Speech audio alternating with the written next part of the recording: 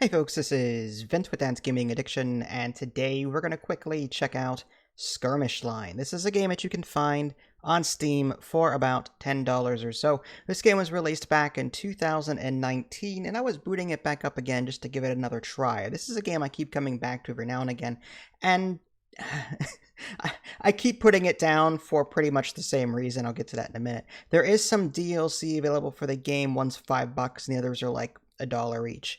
So what is this game all about? Well, what you're going to be doing is you're going to be pretty much going on like this run, kind of like a roguelite. You're going to be earning these points that you can use to then spend on future runs if you want to. You can also unlock, I believe, special unit types.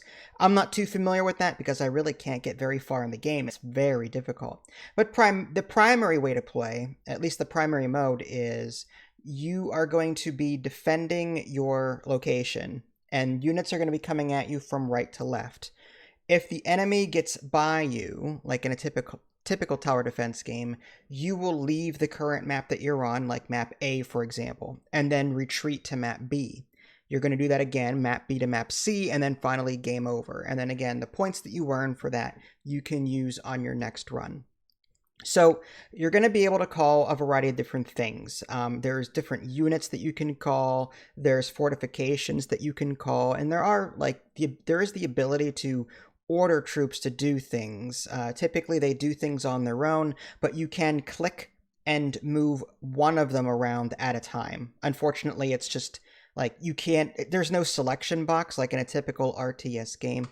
Rather, you click on one and you move them. However, unfortunately, the problem with this game, not only are the graphics a bit dated, but it's very easy to misclick. It's left mouse button to select someone and left mouse button to move someone, kind of like in the original Command and Conquer game.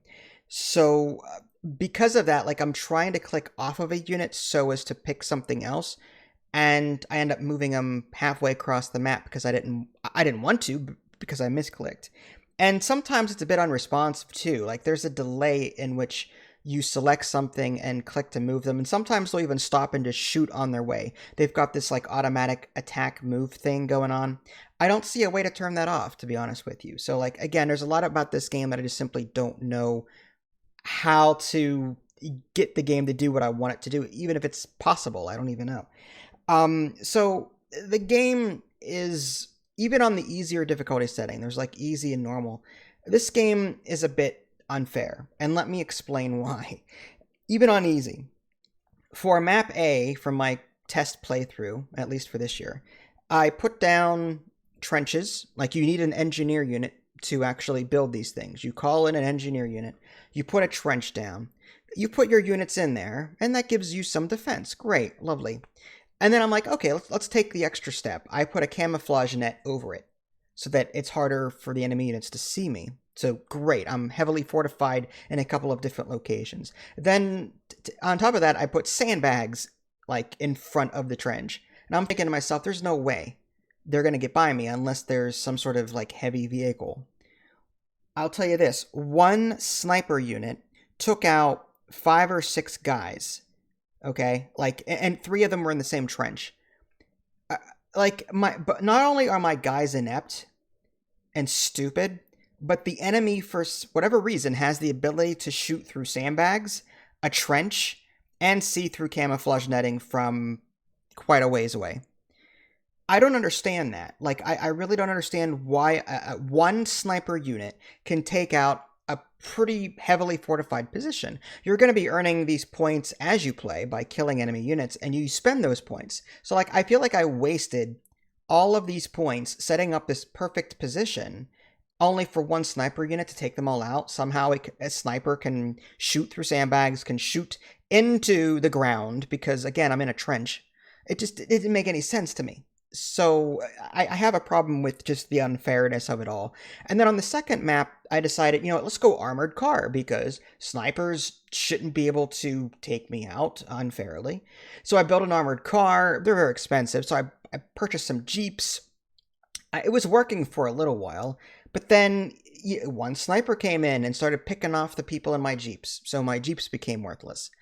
And then on top of that, like, just regular gunmen would come in, and shoot up my armored car, and it died. I'm like, it's an armored car. Bullets should be bouncing off of it. How is it taking damage from regular gunfire? And maybe it's a balance thing, I guess, but like at the same time, that's not very realistic. I mean, look at Company of Heroes. Tanks in that game, you need like bazookas, you need anti-tank weaponry. I did not see anything like that in this game. And to be fair, sometimes it's hard to identify these things because again, the graphics are a bit dated and these units are, you can't tell who is what at this point. Now, flamethrower, obvious, but still, like, I can't tell half the time what is going on, you know? And on top of that, like, I for my third map on map C, I called in, I went unit spam. I did like, I don't know, 10, 15, 20 riflemen. And then I called in a bunch of conscripts because they're cheap. Put them in the front as red shirts. One samurai officer, whatever he was, came in and wrecked like 6 of them. There was no obstacles between the office. They all had guns, and this officer had a sword. Why couldn't 6 people armed with guns take down a lone guy with a sword? I don't understand that.